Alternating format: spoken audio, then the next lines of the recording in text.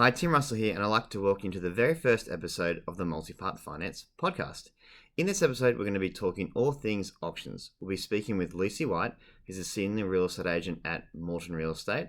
They're a large real estate business with 9 offices throughout Sydney, and also Evram Turner, who's one of our brokers here.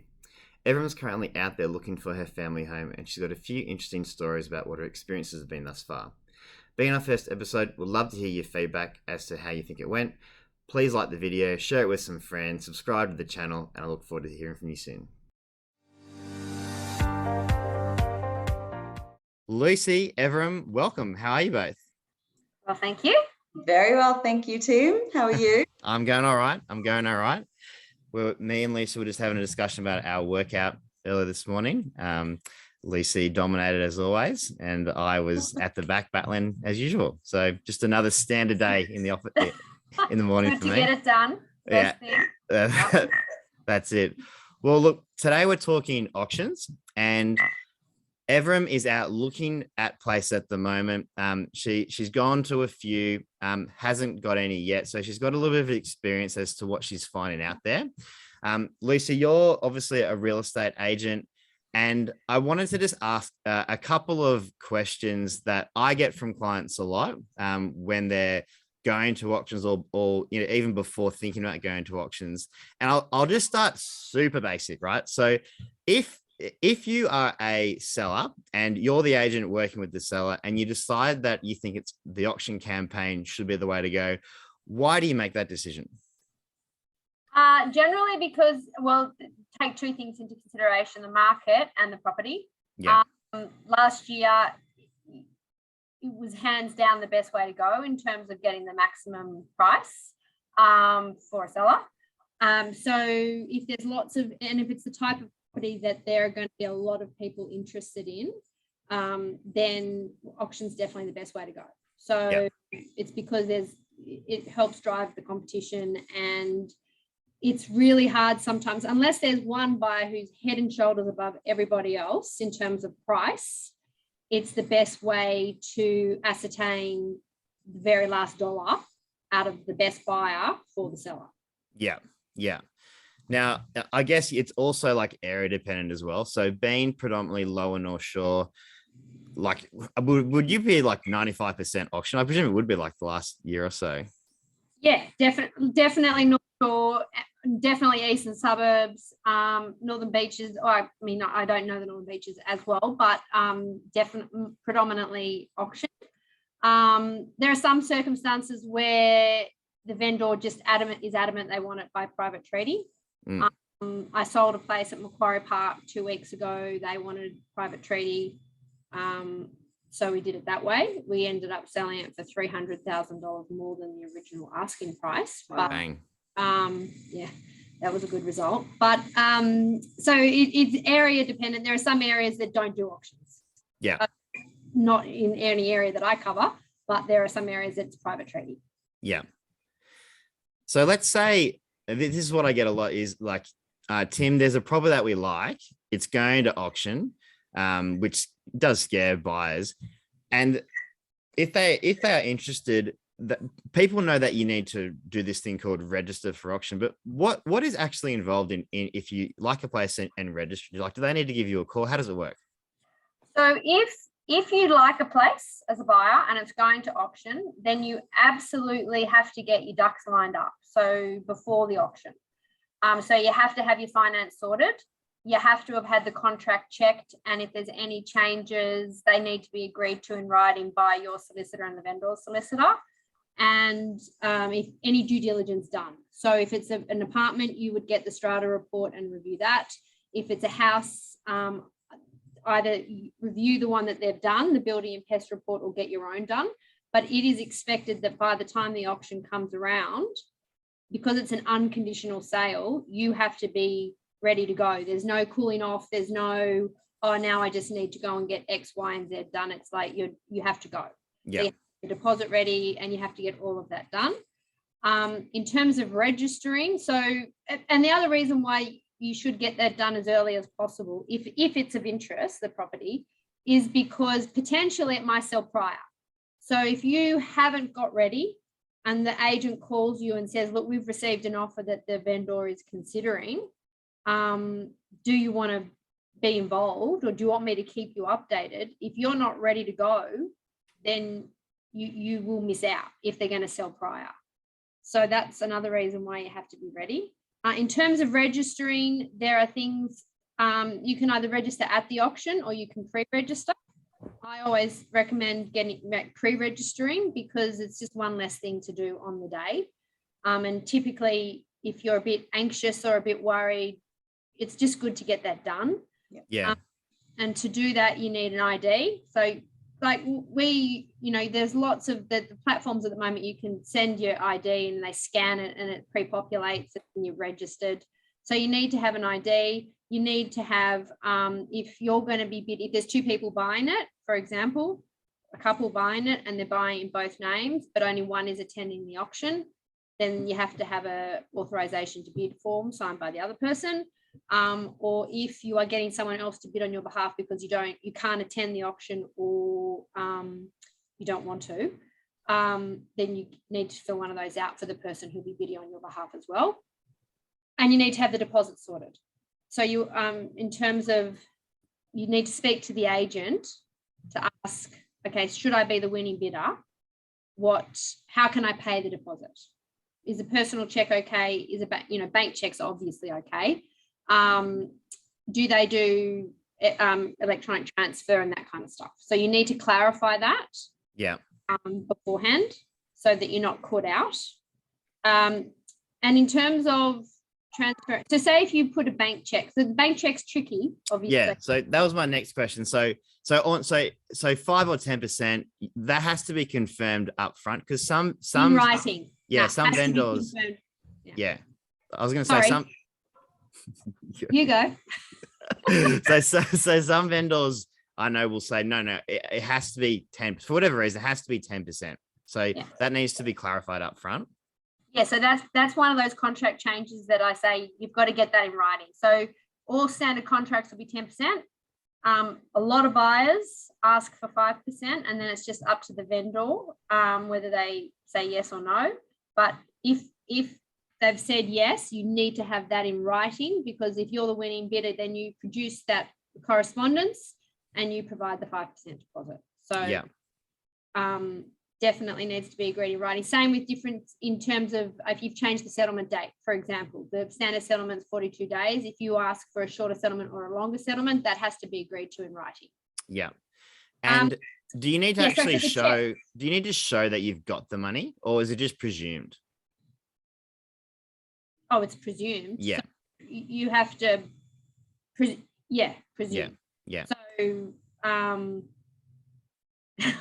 never had someone not turn up with the money, like come down and they've not produced the money. No, it's just that I do get asked, like, do I need to show them like a screenshot to show I've got the money? And like, I obviously say, no, it just like, obviously it's presumed, like you don't want to bid. And to your point, it's an unconditional exchange.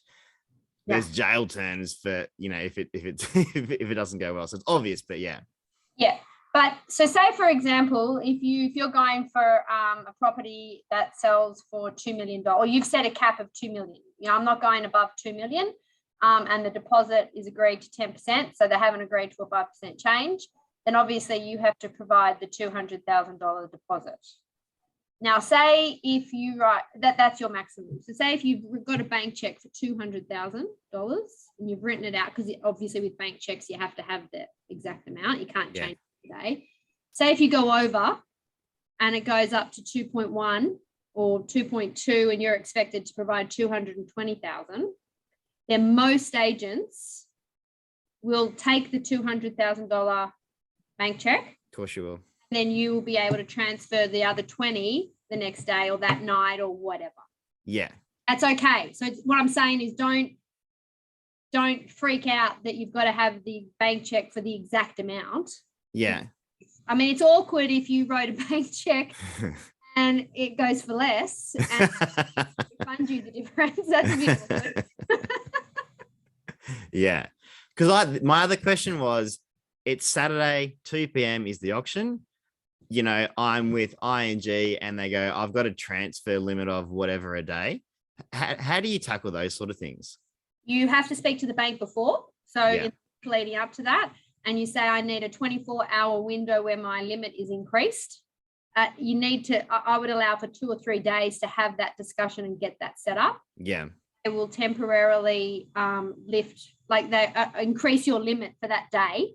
And then what you can, but again, you need to check with the agent if that's okay, is on the day you transfer the money, and then you can show them the transfer receipt, and then that's done. Yeah. But the bottom line is you can't say, oh, guys, I won it. I've got the money, but I can only do like 30 grand a day. Like, that's not going to fly. You have to, like you said, get all your ducks lined up beforehand. Yeah. I mean, look, there are some banks that will not increase the limit. Like I was selling a unit, and one guy, several were with ANZ, and ANZ had said, we are not going to do that for that day. So the maximum you can transfer is 40,000. That's it. Yeah. So checked with the solicitor for the vendor, and he said, that's fine, transfer the 40 and then do each subsequent day until you've got the amount. Yeah. But the bottom line is it was agreed up front. So everyone's on the up and up. Yeah. Don't go and do it on the fly and add and hope for the best. Now, what about, I get this from clients. It's probably a thing for you as well, which is when someone is talking to a broker about the process for a home loan, it's typically, lender recommendations, pre-approval, valuation, formal approval, settlement, right? But auction is, lender recommendations, pre-approval, exchange, prior to val, formal. So a lot of people are concerned that, well, what if I go overs, then the valuation gets done and it comes in low. Now, in my experience, I've never had an auction for an established property come in low post auction, because it is the market that literally the market at that auction determined what the value of the property was. Is that something similar that you might be saying to purchasers, or have you found situations where there's been issues? My understanding is that the auction is considered the valuation, because people have been bidding, it's the market value. Agreed. That's my understanding. I've never had anyone had to do a valuation prior to an auction. I still have had lenders do valuations after an auction. Yeah. Not all the time though. So I don't know if that's a lender sort of thing or if that's a property. I don't know. Yeah. I actually I sold a place in Cremorne last year. There were it was an online auction, 47 registered bidders. It was out of control. Wow. Went for 405,000 above the reserve, and that valuation came in lower than what I sold it for. Yeah. Which basically stalled the settlement. So it took a longer time and whatnot. So it can happen. Yeah. Extremely rarely. And that can, I would say that was probably a dud valuer. And you could probably have got it sorted with a different valuer from a different bank, which can sometimes happen. It was an anomaly price. There was nothing to support that price. But, that's a one-off. And market the way that it is, I can't. That's the only time it's ever happened to me. Yeah. Well, I know, so from my process is most banks will do a valuation after auction, but literally say you won it for 1.8 million and $10. Funnily enough, that is what the valuation will come in at, because it's the market determination. And in fact, I've had agents, some clients are nervous and they go, can we get a valuation done pre-auction? It's never been done because an agent, sometimes they won't even let the valuer come in. But if you ask a valuer to determine the value of the property pre-auction, that's set to cap for the lender, because the lender will go off the lower of the contract of sale price or valuation price. So there's no point doing a valuation pre-auction. It just potentially makes it more trouble than it's worth. Yeah. And well, then with that one in Macquarie Park, I had sometimes the sales advice will suffice in terms of evaluation, in terms of being able to send that to the lender. But then there are sometimes so sales advice is when you reach agreement on price with a buyer, and it goes out to both solicitors with the terms and conditions, and then they move towards exchanging contracts for that. But just with that Macquarie Park one that I mentioned before, a buyer was trying to get, I did a best and final on a signed contract with the 66W and a deposit as the way with everyone had the same deadline. Yeah. And his lender said that he needs a valuation or a sales advice. And I'm like, well, I can't give you a sales advice because we don't know the price until I get the envelopes, and I'm not doing a valuation. You don't have enough time. So what I did was sent an email confirming basically did the valuer's job, listing the recent sales, and confirmed that there were like 10 people who were going to be taking part in this. It's effectively an auction. Yeah. And that seemed to work. I bet those comparables are in his report. Yeah. It's like, I'm just doing the valuer's job here. But yeah. Now, Ev, you're out and about at the moment. So I just want to sort of maybe see if you can take us into the mind of a buyer, which I'm sure is like, this is why we go to auction, right? Because it's nervous as anything, right? I know it's the best thing for the seller, but honestly, going to an auction and bidding at an auction was one of the most terrifying things I've ever done in my life. It's so stressful. The lead up to the auction is so stressful because obviously you're trying to get everything organized and sorted prior. Our auction was a 3:45 auction, which is just evil to make people late at the end of the day. Yeah. So you're literally stressing. You haven't slept the night before. It was horrible. So we basically didn't eat, drink, or do anything but pace around the house the whole time. But it's a really, it's a horrible experience really for buyers, unless they're, confident in terms of and have been to lots of auctions previously. Yeah. So also unless they've got no limit for money. You know what I mean? That's the other factor. Yeah, exactly right. So the auction that we were at, there were 4 registered bidders and 3 of us were there on the day. We just basically registered there on the day, although I'd been speaking with the agent prior. She was an amazing agent, I have to say. She was lovely, gave us not all as good as the you, Liz, information that we, obviously not as good as you, of course. But we had a fantastic experience with her, even though we didn't get the property. And because we had no idea what we were doing, we basically were Googling the night before auction strategies. Yeah, so you went bully, didn't you? I went psycho. I was like, right. Oh, I can't wait to hear this because there's sort of 2 effective strategies. So I'll be interested to hear which one you use. Well, I'm going to say I was going more on the gung-ho, I'm going to scare everyone else out of the park strategy, which didn't work.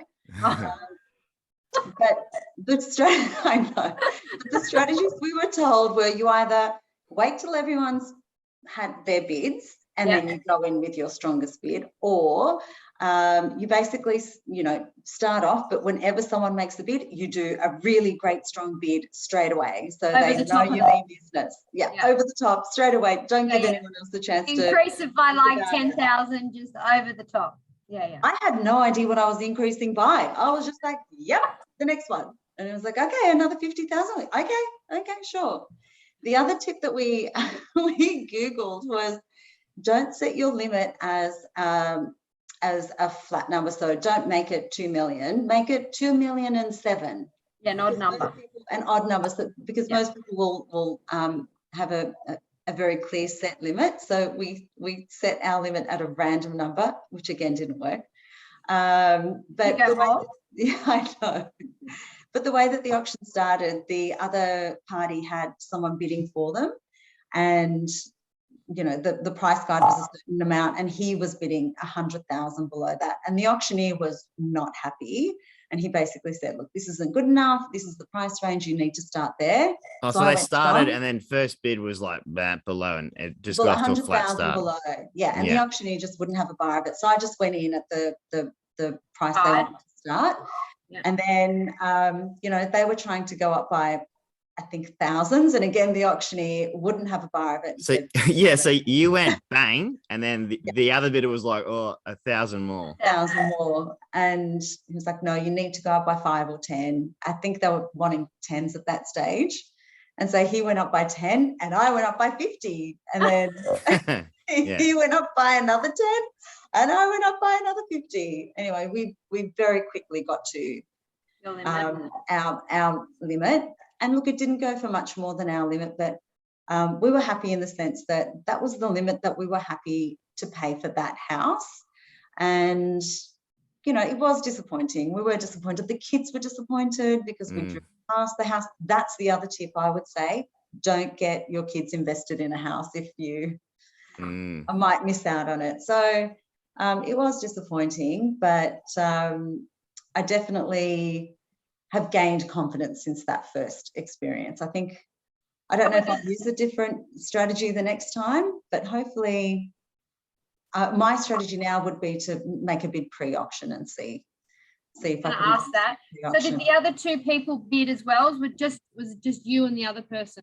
The other, there was one other party, bless them. They were so sweet. They only made one bid, and then it was just the two of us that were bidding till the end. Yeah.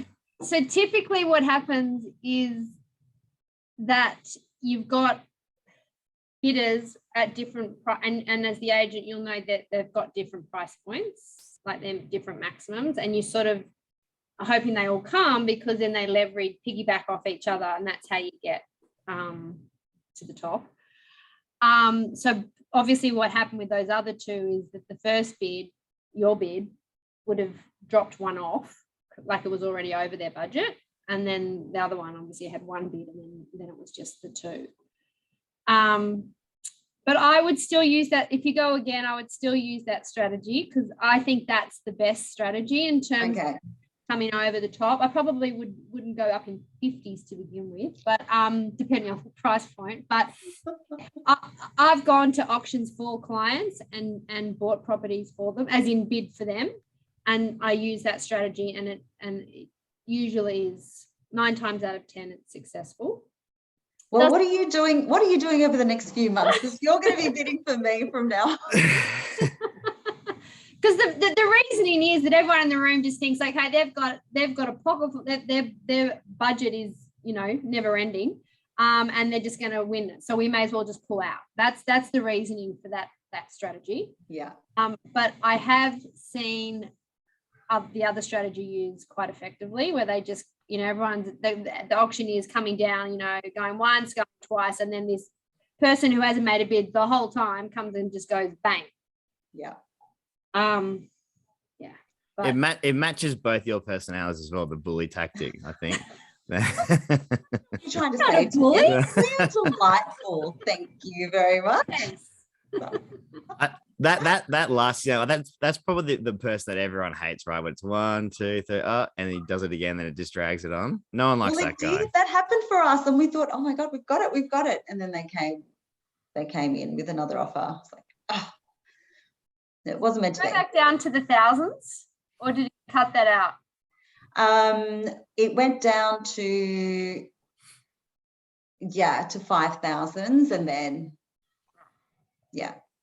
at the big, sometimes there's, and again, it will depend on the auctioneer. So some auctioneers have a philosophy of not rejecting any bid, and then others will maintain the integrity of, you know, the bids in terms of price point. But you mentioned before about putting an offer in prior. I was going to ask about that because there is that can be fraught in terms of making yourself as the buyer vulnerable. So just be careful about that, because it comes down to timing when it's going to go to the auction. It comes down to being able to trust what the agent is telling you. Mm-hmm. So sometimes clients will take an offer before auction. But if, generally speaking, if there's loads of interest in a property, they'll take it to auction. Mm-hmm. And like showing your hand in terms of making an offer, it's not doing you any favors. It's showing the agent where you're at. Most agents would discuss that with other buyers. that's a tricky one. Like that really comes down to being able to, if you trust the agent, and also timing. I wouldn't make an offer early in the campaign. Okay. The reality is they're not going to call it off unless it's like a ridiculous offer, in which Okay. they're overpaying.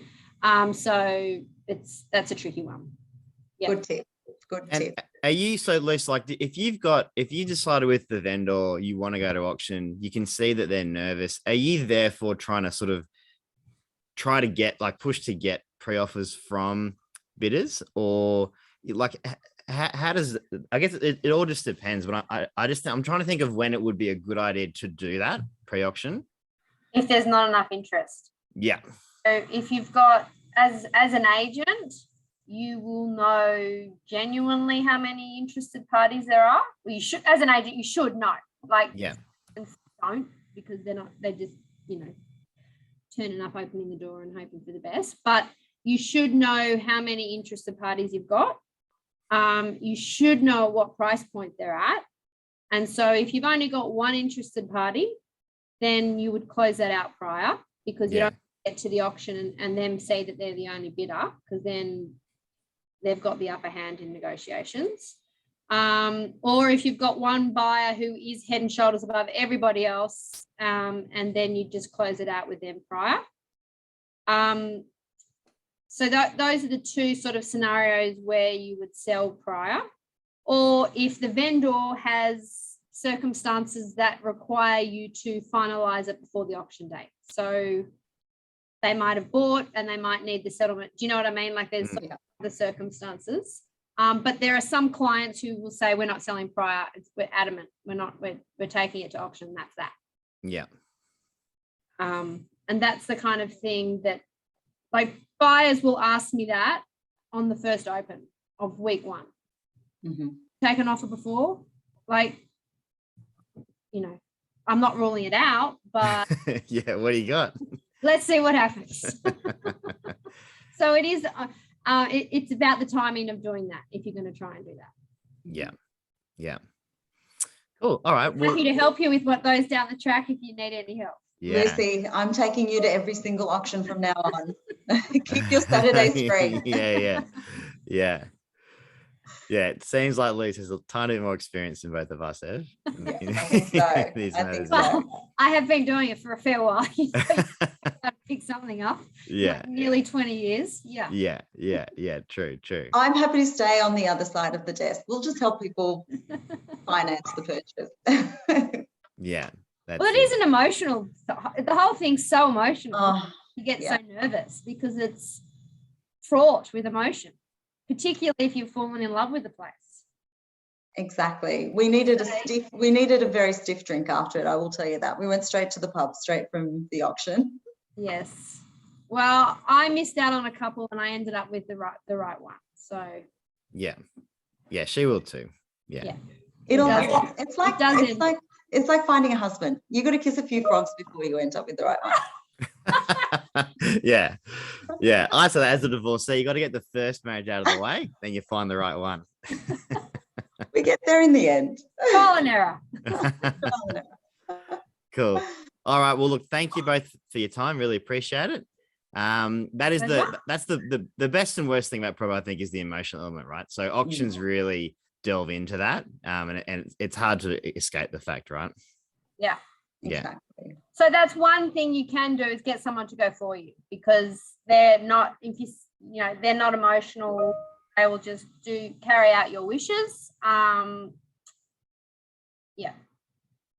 you need to be clear on those instructions, because if you give them a max and then you're happy to go over and they stop at your max, then that's all good. Yeah. All right. Well, look, we'll leave it there. Thank you very much for your time, both of you. Pleasure. And we'll speak soon. Yep. Thanks, Tim. Bye. Bye. Bye.